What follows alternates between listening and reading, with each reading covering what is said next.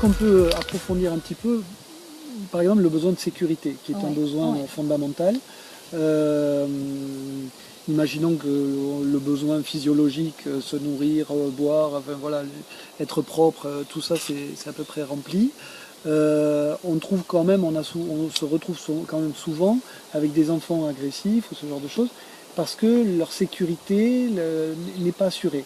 Alors c'est pas une sécurité telle qu'on peut l'entendre, c'est une sécurité au sens large. Qu'est-ce que ça veut dire cette sécurité? Voilà, faut pas mélanger sécurité et sûreté. Hein, la sûreté, c'est voilà, j'attache mon enfant sur son siège bébé et puis il est bien calé quelque part, il est en sûreté, mais il n'est pas pour autant en sécurité. Donc faut pas mélanger les deux.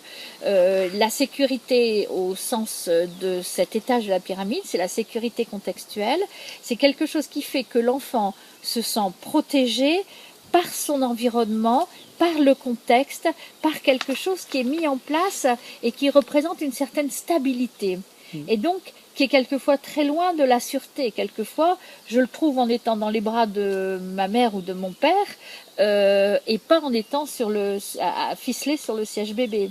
C'est quelque chose qui fait que l'enfant se sent tout d'un coup protégé des menaces extérieures. Sécurité qu'il élabore petit à petit.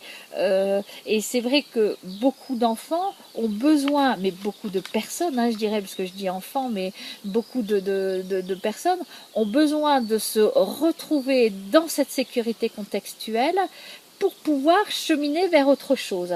Et cette sécurité contextuelle, elle est représentée par la constance. C'est la constance dans le temps, la constance dans l'environnement, la constance dans le rythme, la constance dans l'humeur, dans les relations. C'est quelque chose qui est... Moi, je fais souvent comme ça, parce que c'est quelque chose qui me donne pas envie, dans le sens que c'est comme ça, il n'y a pas de surprise ni rien, mais qui représente un socle en fait.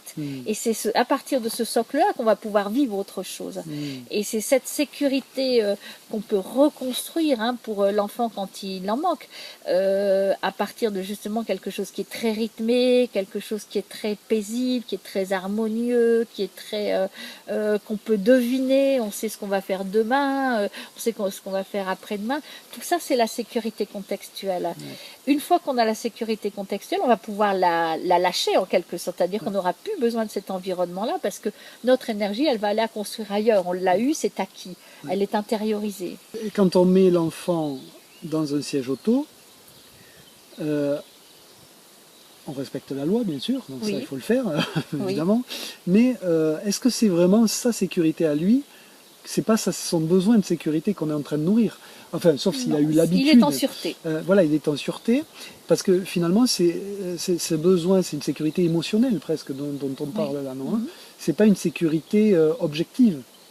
Ça n'a rien à voir avec une sécurité objective. Si je rentre si j'ai un choc même petit avec ma voiture, objectivement, s'il n'a pas la ceinture, il peut être blessé.